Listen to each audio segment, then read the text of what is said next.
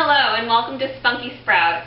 Today we're going to be cooking two great dishes with one simple ingredient, and that ingredient is chickpeas. The two recipes that we're going to be making are hummus and chana masala. The first thing you need to do in order to prepare for both of these dishes is to get all of your chopping finished. For the chana masala requires the most chopping of tomatoes and onions, and also it's nice to create, before you make any Indian dishes, a ginger garlic mixture. The only thing you'll need to really prepare for the hummus is the garlic and the chickpeas themselves. So first we're going to start off with the chana masala because that really takes the most time.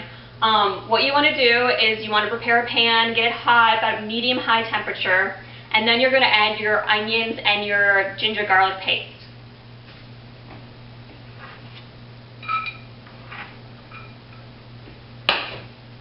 So that goes in the pan. You get about a spoonful of the ginger garlic. Put that in there. Turn up the temperature. So while that's going, we can at least get everything into the blender ready to go for the hummus. First you have your chickpeas. Make sure that there's still a little bit of water there. It can either be water from the can or it can be water from the boiled chickpeas.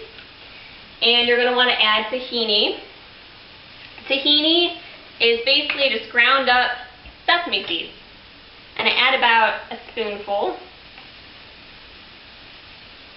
And then you're going to add about 2 spoonfuls of lemon juice, or to taste. And once you have the lemon juice in there, you can add some salt and pepper to season. I like to start a little bit at first and then always add some if I need to later on. If you like your hummus a little bit spicy, I recommend cayenne pepper. The cap on. It's pretty much all ready. I'm going to set that aside for a minute. Okay, the onions are getting nice and brown. So now is a good time to add the chickpeas and the tomatoes. Okay, that simmer up nicely.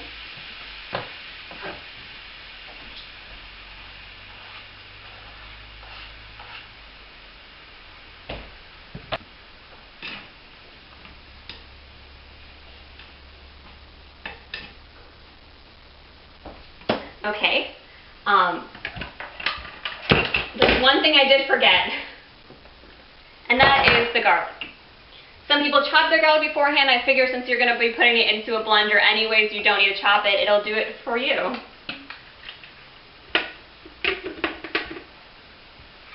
There are a lot of other things you can add to a hummus.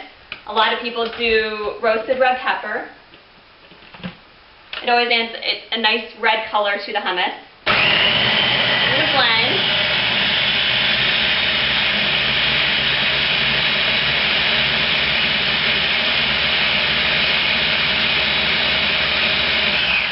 And after blending for just a little bit, I like to taste it, see what consistency it is. Still a little bit chunky.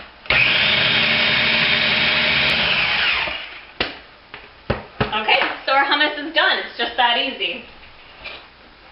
Our chana masala is starting to boil up a little bit. That's okay. We're going to add the spices next.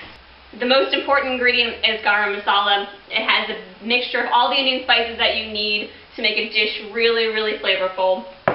You can also add paprika, turmeric, cumin, and I do not currently have any chilies in my cupboard, so I'm going to use chili powder as a substitute. You can also do cayenne pepper. Okay, so first I'm going to add the garam masala.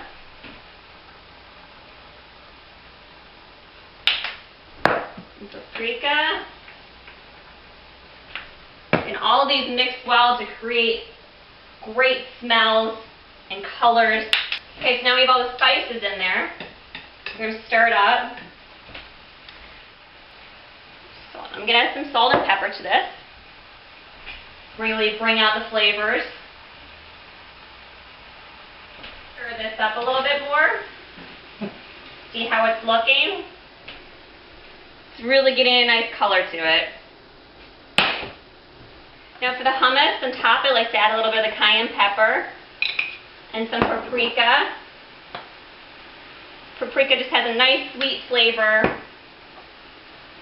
and a lot of just brilliant red color. And then this is what your hummus looks like. Delicious. Now Chana Masala is just getting finished. You can tell it's ready because the sauce is no longer dripping from the pan. It's become cohesive. So it's ready to serve.